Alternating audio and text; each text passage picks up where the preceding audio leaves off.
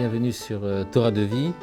On a commencé à étudier la Mishnah de Pirkei Avot qui nous enseigne que 10 miracles avaient lieu dans le Beth Amikdash d'une manière régulière.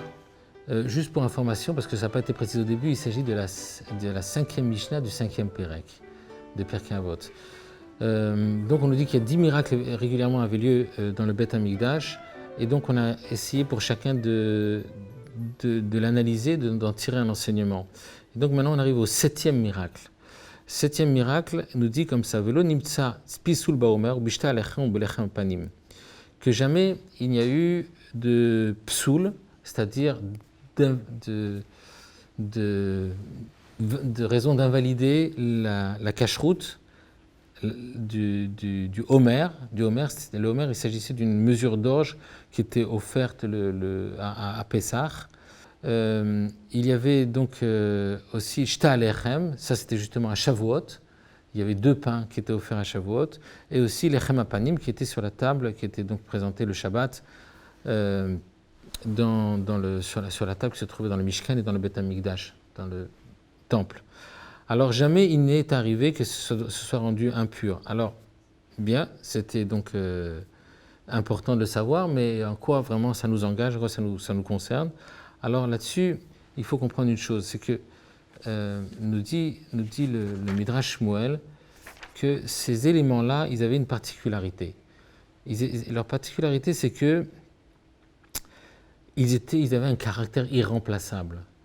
Le homer, par exemple. Le homer, c'était quelque chose qui était cueilli avant la fête et qui était offert le jour de Yom Tov. Si pour une raison ou pour une autre, c'était entré en contact avec quelque chose d'impur et c'est devenu impur, et donc on ne pourrait pas l'offrir, à ce moment-là, on ne pourrait pas en avoir un autre. On ne pourrait pas en trouver un autre.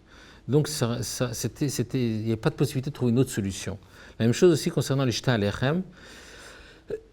S'ils étaient rendus impurs, on ne pourrait pas en préparer d'autres. Bien que le Yom Tov, a priori, on pourrait cuisiner, on pourrait préparer du pain le Yom Tov, mais le Yom Tov, il est permis, je profite d'ailleurs de rappeler un élément important, c'est que Yom Tov, il est autorisé de cuisiner, mais uniquement pour les besoins, le tzorech ochel nefesh, c'est-à-dire pour pouvoir manger.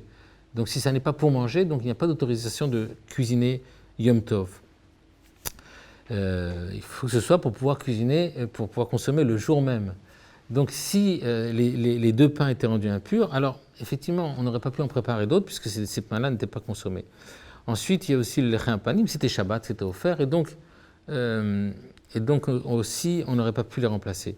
Et là-dessus on va tirer un enseignement qui est important, c'est de donner, à quel point on doit donner de l'importance aux choses qui ont un caractère irremplaçable. Il faut toujours réfléchir, vous savez, des fois on peut toujours se dire bon, tant pis, je n'ai pas fait ça, ou tant pis, je n'ai pas eu ça, je n'ai pas obtenu ça. C'est vrai, ok, on a fait ce qu'on a pu, mais ça n'a pas été obtenu, on verra une autre fois. Mais lorsqu'il s'agit de quelque chose qui est remplaçable, alors là, on ne peut pas dire c'est dommage, tant pis. Là, on doit considérer qu'il faut tout faire pour réussir. Et quel est l'exemple, le meilleur exemple de quelque chose de complètement irremplaçable? Alors, c'est le temps. Le temps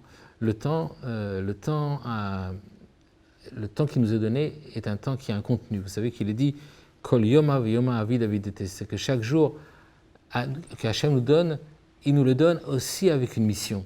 Il y a quelque chose à remplir dans cette journée-là. Et comme le Rabbi rajoute aussi Kol rega verega avid avidete, pas seulement chaque jour, mais chaque instant qui nous est donné de vivre, alors il a son contenu. Et si on ne va pas faire à ce moment-là ce qu'il est nécessaire pour nous de le faire, alors ce sera perdu, le temps sera perdu. Et je me rappelle, une fois le Rabbi avait dit une phrase qui est importante de retenir. Le Rabbi avait dit, ne laisse pas à demain ce que tu dois faire aujourd'hui, parce qu'alvaï, ce sera déjà bien si demain tu arrives à faire ce qui est le travail de demain. C'est-à-dire demain a aussi son contenu. Demain est composé de 24 heures, de centaines de minutes et de secondes, et chaque minute, chaque seconde qu'Hachem nous donne, c'est pour pouvoir faire quelque chose de bien dans notre vie. Et donc, Alvaï, ce sera déjà bien si demain on arrive à faire tout ce qui est nécessaire. Alors ne laisse pas à demain ce que tu dois faire aujourd'hui. Aujourd'hui, fais ce que tu as à faire et donne beaucoup d'importance à ça. Parmi les choses aussi qui sont irremplaçables, c'est aussi les mitzvot qui sont les mitzvot positives qui sont délimitées dans le temps. Vous savez qu'il y a un certain nombre de mitzvot qui sont délimitées dans le temps, comme par exemple les téphilines. Si un jour on ne met pas les téphilines, eh bien on ne peut pas les mettre la nuit, on ne peut pas les mettre 2 fois le lendemain. Il y a le schéma Israël aussi, si on ne le fait pas le matin, c'est pas en faisant 2 fois le soir qu'on va le remplacer. Chaque mitzvah a une conséquence à ce qu'on appelle des yichudim. Yichudim, c'est-à-dire elle relie des éléments dans les mondes spirituels et elle permet ainsi de créer un canal de vitalité. Et si nous n'accomplissons pas la mitzvah, alors le yichud, cette possibilité de relier les choses dans les mondes spirituels, on ne l'a pas réalisé. Et donc à ce moment-là, on perd quelque chose qui n'est absolument pas remplaçable. Donc voilà, donc nos mitzvot nous ont été donnés pour notre bien, et donc pour cela, on ne doit surtout pas les laisser passer, parce que malheureusement, parce qu'elles sont passées, on ne peut pas les remplacer. Voilà, ça c'est donc pour le 7e miracle. Donc dans le temple, il y avait encore un 8e miracle, qui nous dit comme ça que à cette époque, les gens venaient donc pour prier ou pour faire acte de présence au moment où c'était nécessaire, et ils étaient omdim tzfufim. Ils étaient omdim tzfufim, c'est-à-dire qu'ils se tenaient complètement serrés les uns contre les autres. Lorsqu'on dit tzfufim, ça ne veut pas dire simplement serré. Tzfufim, c'est le mot tzaf al pnei hamayim, c'est-à-dire quelque chose qui flotte. Vous savez, c'est-à-dire que si quelqu'un, par exemple, dans cette foule, soulevait ses pieds du sol, eh bien, il ne tombait pas, parce qu'il planait. Les gens étaient tellement serrés les uns contre les autres, ils ne pouvaient même pas tomber par terre. Et on a connu ça. On a connu ça pour ceux qui ont passé les fêtes chez le Rabbi au 770. On sait à quel point on est à l'étroit, on est serré. Mais le miracle était que lorsqu'il était nécessaire de se prosterner, on sait qu'aujourd'hui ça ne se fait plus tellement, mais à l'époque dans le Beth Amikdash, il y avait une véritable mitzvah de se prosterner. Et donc à ce moment-là, chacun trouvait de la place. Alors on a dit qu'il trouvait de la place, ce n'était pas juste un peu de place, la place où mettre son corps, mais nous dit Chachamim, il avait trouvé une place avec 4 coudées autour de lui, 2 mètres autour de lui. Pourquoi 2 mètres? Pourquoi faire tellement de place à chacun? Parce que c'était un moment où la personne devait faire un genre de confession, il devait rappeler ses fautes pour demander à Hachem de lui pardonner. Et on craignait que si quelqu'un il était trop proche de l'autre, alors il aurait honte de parler de ses fautes. Et donc Hachem faisait de sorte qu'il y aurait chacun avait 4 coudées autour de lui d'espace pour qu'il puisse se prosterner et être vraiment à l'aise. Donc c'est un miracle absolument considérable, extraordinaire. Et de là, on apprend que le Midrash Shmuel nous donne un enseignement là-dessus aussi, que même lorsque parfois on se trouve à l'étroit, on se sent dans une situation qui n'a pas d'issue, il ne faut jamais se décourager. Il ne faut jamais désespérer de la miséricorde divine. Il suffit de lever nos yeux vers le ciel et la miséricorde divine nous est accordée. Je voudrais juste encore ajouter un petit mot sur cette Mishnah qui nous vient du Baal Shem Tov, un mot du Baal Shem Tov qui est très très riche d'enseignements. Le Baal Shem Tov dit que le mot tzafouf, qui veut dire serré, le mot omdim, omed, se tenir debout, ça fait allusion à une attitude arrogante, orgueilleuse.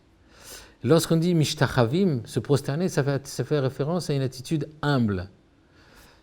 Et le Baal Shem Tov dit comme ça, lorsque quelqu'un il est omdim, il est toujours tzafouf.